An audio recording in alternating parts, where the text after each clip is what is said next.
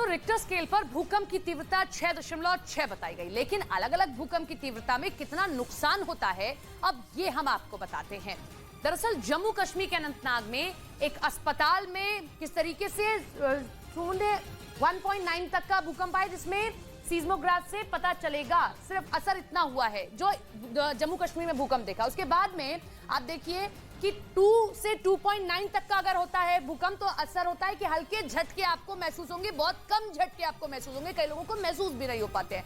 लेकिन अगर ये रिक्टर स्केल की तीव्रता होती है 3 से 3.9 तो ऐसा असर जैसे कोई भारी वाहन गुजर गया है, जैसे किसी आप पुल पर होते तो भारी वाहन गुजरते तो आपको महसूस वो कंपन होती है, अगर इतना भूकंप आता है तो वो कंपन महसूस होगी।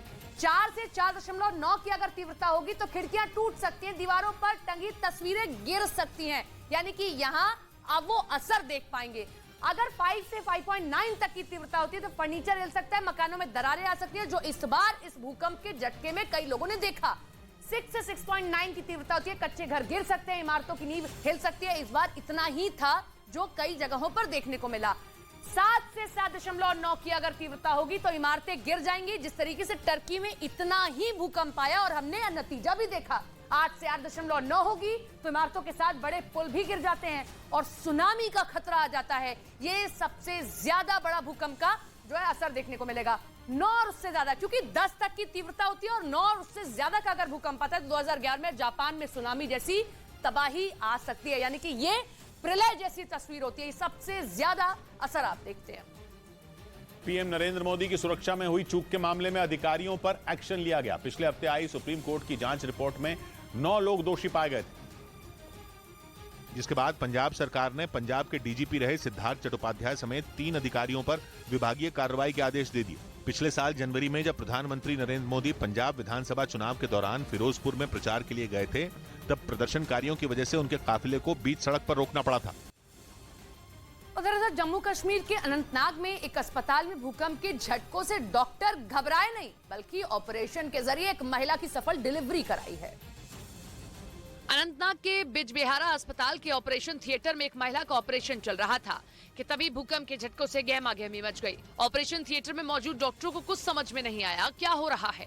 अंदर रखी मशीनें हिलने लगी, डॉक्टर टांका लगा रही थी, उनके हाथ भी हिलने लगे और अचानक बत्ती गुल हो गई।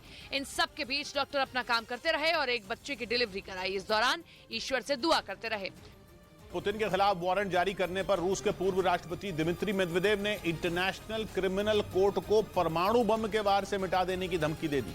दिमित्री मेदवेदेव को पुतिन का बेहद करीबी माना जाता है, इसी वजह से वो पुतिन के खिलाफ वारंट जारी होने पर बुरी तरह भड़क गए और इसी गुस्से में उन्होंने हाइपरसोनिक मिसाइल दागकर इंटरनेशनल क्रिमिनल कोर्ट को मिट्टी में मिला देने की चेतावनी दे दी। पुतिन के करीबी दिमित्री मेदवेदेव ने इंटरनेशनल क्रिमिनल कोर्ट को धमकाया कि उसे एक परमाणु ताकत वाले देश के खिलाफ खड़ा नहीं होना चाहिए। यानी इशारों में दिमित्री मेदवेदेव ने यह कह दिया कि रूस परमाणु बम से हमला करने से भी नहीं चूकेगा और वो कभी भी हाइपरसोनिक मिसाइल हॉलैंड के द हेग शहर में मौजूद इंटरनेशनल क्रिमिनल कोर्ट पर आसानी से दाग सकता है, क्योंकि उसके पास परमाणु बम लेकर जाने वाली कई खतरनाक हाइपरसोनिक मिसाइलें मौजूद हैं।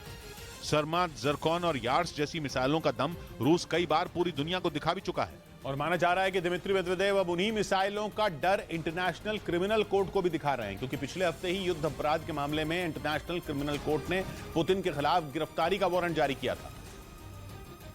और यूक्रेन के साथ छिड़ी जंग के बीच पुतिन के खिलाफ वारंट जारी होने पर रूस में हड़कंप मच गया, क्योंकि पुतिन पर बेहद गंभीर आरोप लगाए गए थे।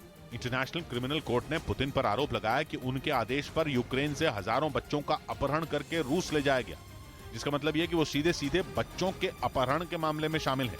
लेकिन इस वारंट का पुतिन के ऊपर जरा भी असर नहीं दिखा, क्योंकि उन्होंने इसके बाद क्राइमिया और मारियोपोल का दौरा किया। क्राइमिया 2014 से ही पुतिन के कब्जे में है, जबकि यूक्रेन के मारियोपोल पर रूसी सेना ने पिछले साल 24 फरवरी को किए गए हमले के 3 महीने बाद ही अधिकार कर लिया था।